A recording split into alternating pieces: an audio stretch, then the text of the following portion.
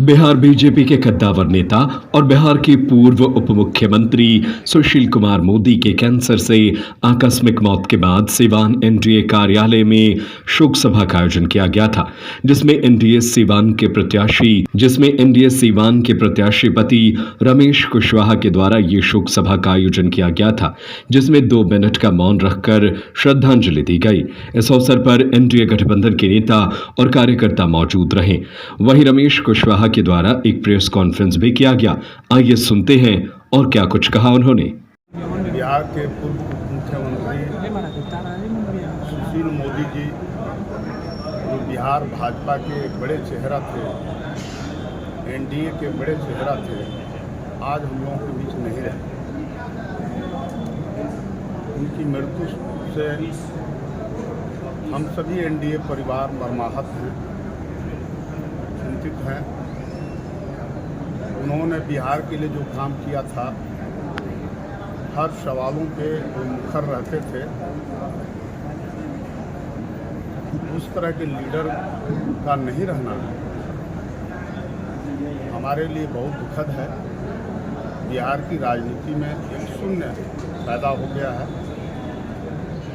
हम सब एनडीए परिवार के लोग उनके जो अधूरे सपने थे रहे हैं, उस सपने को पूरा करने के लिए दृढ़ संकल्पित हैं और आगे भी रहेंगे।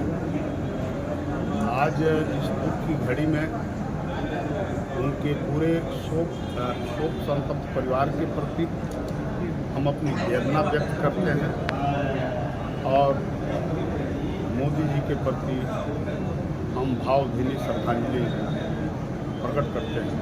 ये बिहार भाजपा के लिए बहुत बड़ी क्षति है, मानते हैं?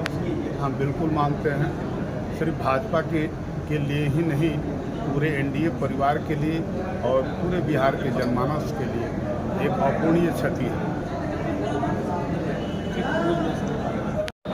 आप हर जगह जा रहे हैं, जो रिस्पॉन्स तो बहुत अच्छा मिल रहा है लोगों का, जनसंपर्क से जो मिल रहा है, लेकिन विपक्षी जो है कुछ अलग राग ला।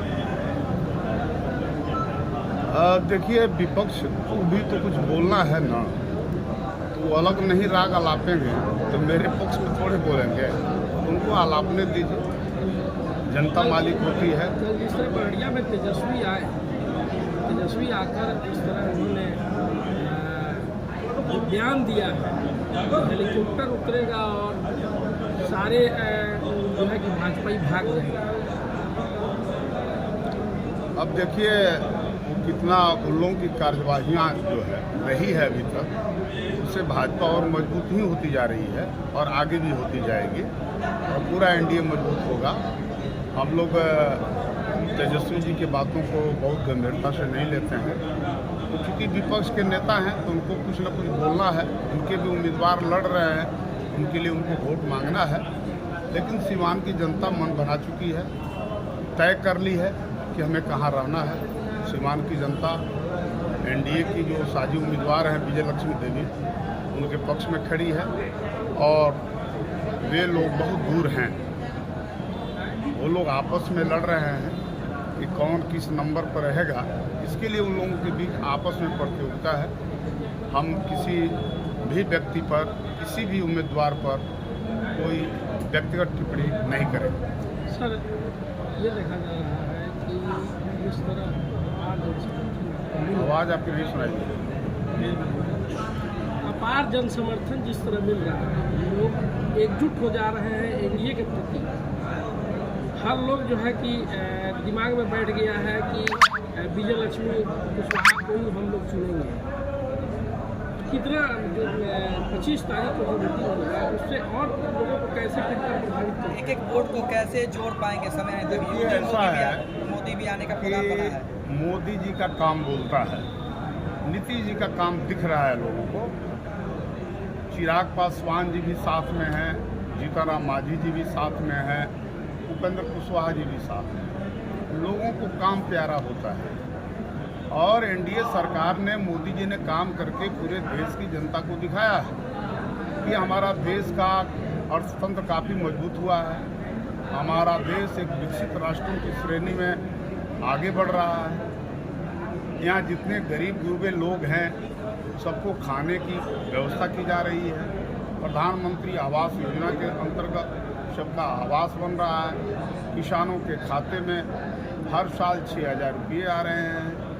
इन तमाम चीज़ों को देखते हुए जनता के सभी वर्गों में, जनता के सभी तबकों में, चाहे अगड़े समाज के हों या पिछड़े समाज के हों, दलित हों, महादलित हों, हर जगह एक ही नारा गूंज रहा है, अब की बार 400 पार, मोदी जी को प्रधानमंत्री बनाना है, नीतीश जी के हाथों को मजबूत करना। बड़े नेता का कार्यक्रम आपके यहाँ कब लगने जा रहा है? क्योंकि तेजस्वी तो लगातार दम बढ़े हुए हैं। और ठीक है, तेजस्वी जी की अपनी पार्टी के लिए आ रहे हैं।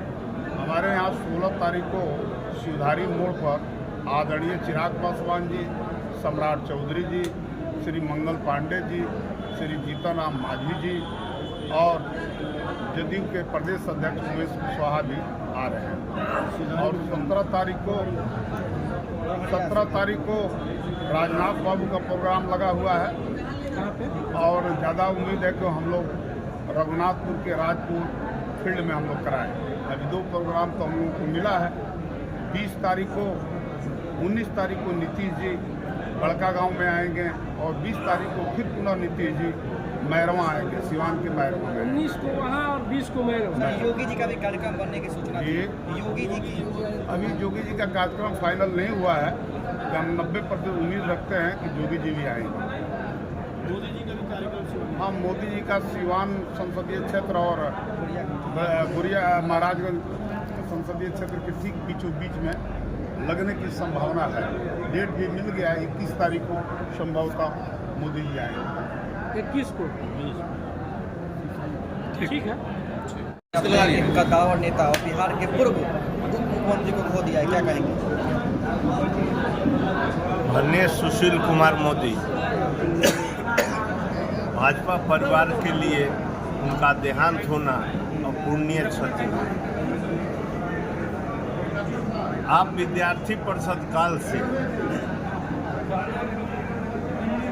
राजनीति में उतरे और आप पटना विश्वविद्यालय के महासचिव भी चुने गए। उनका लंबा इतिहास 1990 में पहली बार वे कुम्हरार से विधायक बने। लगातार उनका विधायक रहे, उसके बाद विधान पार्षद रहे। अब पहली बार जब एनडीए सरकार बनी तो उस सरकार में वो उप मुख्यमंत्री का दायित्व उन्होंने संभाला। 1996 में वो भागलपुर से सांसद भी चुने गए। केंद्र में भी उनकी सहभागिता रही है। पुनः यहाँ बिहार में उप मुख्यमंत्री के बाद फिर वे राज्यसभा के सदस्य अभी तक थे। उनके देहांत से पूरा एनडीए परिवार मर्माहत है और वो हम लोगों के लिए अपूरणीय क्षति है। वो उनके निधन के बाद जो क्षति हुआ है अभी इस चुनाव में कैसे पूरा कर पाएंगे? भाजपा जो होता है वो परिवारवाद नहीं है। भाजपा का हर एक कार्यकर्ता अपने आप को सुशील कुमार मोदी और नरेंद्र मोदी समझकर काम करता है। भाजपा का हर एक कार्यकर्ता पूरे बढ़ चढ़ के मनोयोग से उनके बताए हुए निर्देशों का पालन करते हुए हम सभी काम करते हैं। क्योंकि सुशील कुमार मोदी जी ही हमें 1981 में विद्यार्थी परिषद में जोड़ा। मैं उस समय जमशेदपुर में रहा करता था और मैं कॉलेज यूनियन का जनरल सेक्रेटरी 1981 में बना और विद्यार्थी परिषद में वही जाकर हमें शामिल किए और उस समय से हम लोगों का साथ रहा है। तो हम सभी उनके हर एक बताए हुए कर्मों को पूर्ण करने का प्रयास करते हैं और भाजपा के सभी कार्यकर्ता पूरे मनोयोग से उनके बताए हुए कामों को पूरा करते हैं। आज बिहार की सियासत के युग उसका सदस्य सुशील जी का अंत हो गया। रात 9:29 और सारा एनडीए परिवार मर्माहत है उनके चले जाने से। ऐसे चुनाव के समय जाना बहुत मर्माहत किया। और सुशील जी छात्र जीवन से लेकर और जेपी आंदोलन तक कितना सक्रिय रहे, लोगों को जोड़ने का काम किया। छात्र जेपी आंदोलन में बढ़ चढ़ के हिस्सा लिए, उस समय उनको इतना लाठियाँ चलने लगी, वे बराबर युवाओं के बीच रहे और आने वाली जो पीढ़ी थी उसके प्रेरणा स्रोत थे। हम लोग उन्हीं के रास्ते बताए हुए रास्ते पर चले और मोदी जी का जाना भाजपा परिवार के लिए बहुत ही दुखद है। ठीक।